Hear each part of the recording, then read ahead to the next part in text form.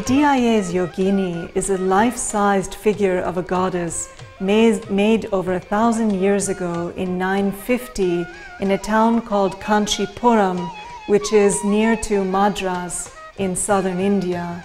She was discovered in the 1920s by a French professor at a colonial college in India, who excavated her along with 13 other figures that remain from a temple.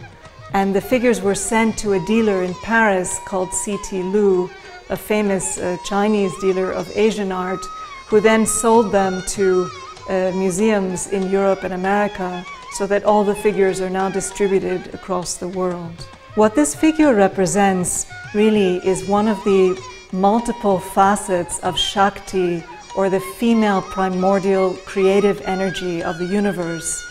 We can see that she's a goddess by her 4 arms. You can see that in her upper right arm she holds a club and the upper left arm a shield. Her lower left arm holds a skull cup, like most of the other figures that are known from this temple.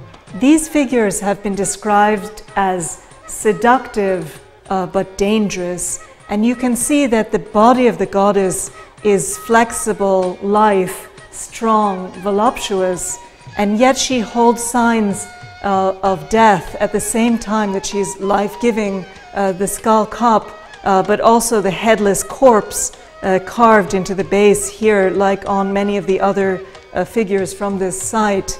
She has that lovely, inviting smile, which is tinged with pointed fangs, and her, beautiful face is accented with eyebrows that are really almost like little snakes. What's interesting also about these kind of figures is that they embody some ideas of Tantrism. Tantric thought, in a way, talks about transgressing social taboos in order to gain power, as it were. And you can see with her unbound hair that she's transgressing a social taboo about the way women should be dressed. And we see that also with the headless corpse, in the sense that there's some very dark tantric practices that might include eating pieces of corpses. Transgressing actually one of the most basic human taboos as a way of achieving some level of power.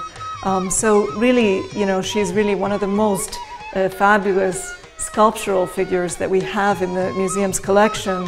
But she's indeed a very powerful figure that embodies such contrasts. One scholar called her lovely but lethal, and I think that's a very apt way to describe her.